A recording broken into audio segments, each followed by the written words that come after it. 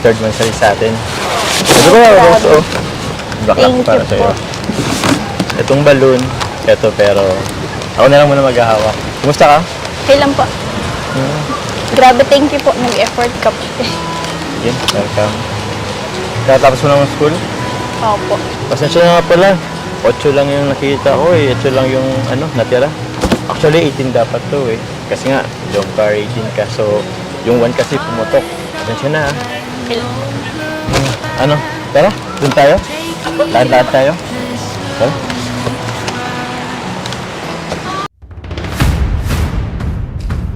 Huwag nang isali si Kalampitos sa KRT Boys. Grabe, di po ba kayo natuwa kay Kalampitos? Ang galing niya. Grabe. Galing ni Kalampitos mag-rap. O sige, tanungin natin ng Madlang Pips, ano? Ang ating, Kalingap viewers. Okay ba sa inyo na isali si Kalampitos? Press 1. Okay ba sa inyo isali si Kalampitos sa KRT Boys? Press 1. Press 2 naman kung wag na.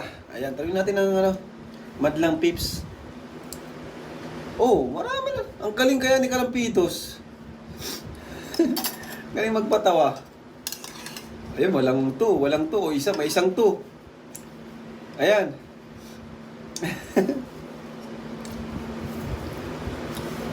Yun ang marami, nag-1. Malakas yan. Kalinga Potpot, nag-1, oh. Tita Gregoria Scottsbrook, nag-1. Maraming pabor. Ano naman natin si Kalampitos? Si Kalampitos po, batch 1 po yan. Kalampitos po ay batch 1. Ni minsan, di niyan,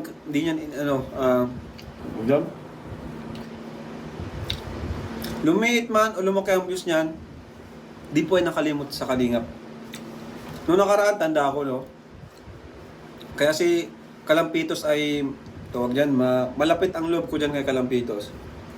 Kasi nung lumakas po yung channel niya, tandaan niyo po, nag-top 1 yan, nag-top 2. Hindi po ay nakalimot. Kahit lumakas yung channel niya, nabisita siya dito, nasama siya sa atin. Tapos, ayan, pabalik-balik po yan dito. Si Kalampitos, kaya nagustuhan namin yan ni Papa. Talagang di po yan nakalimot si Kuya Renz Kalampitos. Ngayon, bumagsak yung chat. Di naman bumagsak, bumaba yung views niya. Kaya tutulungan natin na muling makaipon ng pang-ayuda. Di ba? Kasi marami din siyang beneficiaries na babalikan. Kaya yun po naman yung natin. Kaya tutulungan natin ng mga Kalingap partners din para din naman sa kanilang beneficiaries. Magandang araw mga kaagapay, mga kalingap, at talaga namang nagwewelga na po ang community ng Jomcar. Dahil nga sa naging announcement ni Kalinga Prab or doon sa tanong po ni Kalinga Prab sa kanyang live, at dahil din po sa live po ni Kalampitos. Doon nga po na may nakapanood po ng live ni Kalampitos na kung nabanggit doon na may karibal daw si Jomar, which is yung coach niya at yung coach po doon sa gym. So nagtanong nga si Kalinga Prab sa kanyang live kung payag ba daw ang Jomcar 18 or ang Jomcar community na pumasok sa eksena si coach. Ayan. Sa mga sa mga makakanood po nito, gusto ko lang din pong tanungin kayo kung payag ba kayo. Ayan, sa mga hindi pa nakapanood doon sa live ni Kalinga Prab, gusto ko din pong malaman po sa inyo dito sa comment section, paki-comment po kung papayag kayo. Okay? Ayan. So, ako naman po bilang isang supporter din po ng Jomcar or yan, ay para naman sa akin, ito po ang aking kasagutan or aking opinion. Para sa akin, okay po. Agree din po ako na ipasok si coach. Ayan. Bakit nga ba ako agree or bakit nga ba ako sang-ayon? Para sa akin po, mas gaganda po ang kwento or ng serye po ng Jomcar kung papasok din po si Coach Dan. And Coach Dan, si Coach, ayan. Para po magkaroon po ng timpla ang ating serye. Kasi For me, nung nakarang araw din, naisip-isip ko na parang plano kong i-reach out si Kalinga Prab na kumbaga, what if ganito, bago ang Dibo or ganito, may mga nasa isip ako na gusto kong ipaabot kay Kalinga Prab. Pero siyempre, mahirap din naman po siyang ma-chat. Ayan. At naging busy din po ako. Pero nasa isip ko na yan na sana magkaroon ng twist or bigyan ng kontrabida sa kwento. Kasi gusto ko, ako bilang manonood din po, hindi lang po sa Kalingap, kundi yung mga totoong mga series sa TV. Sa totoo lang, mahilig ako manood ng mga love story. So, na-appreciate ko yung palabas kapag magaling din po yung artista or yung kontrabida.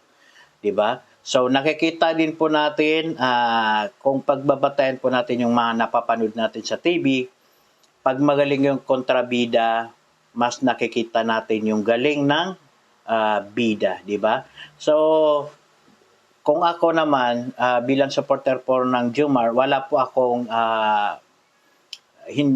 wala po akong pagtutol diyan.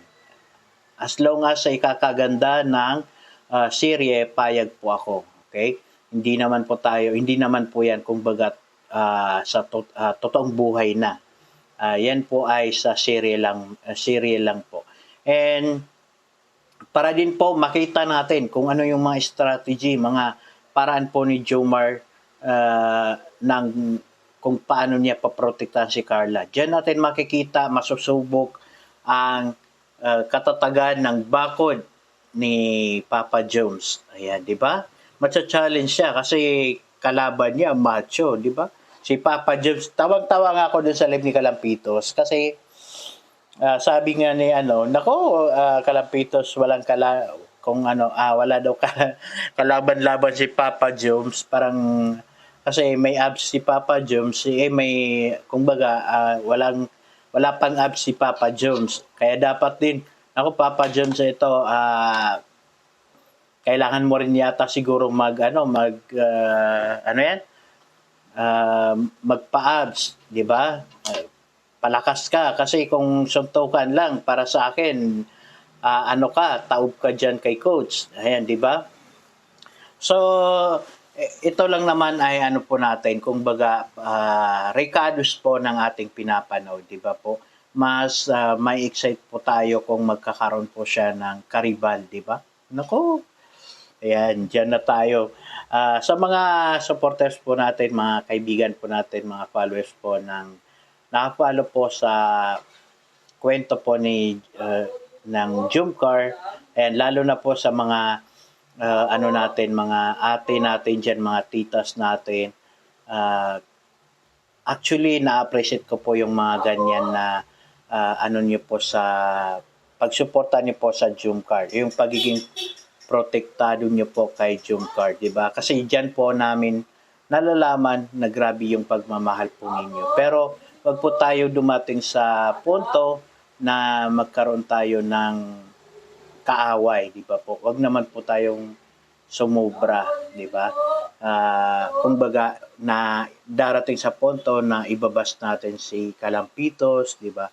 Wag natin idamay po si Kalampitos. Mabait po 'yan. So, yun lamang po yung aking pahayag po sa katanungan po ni Kalinga Prab, at para din po sa mga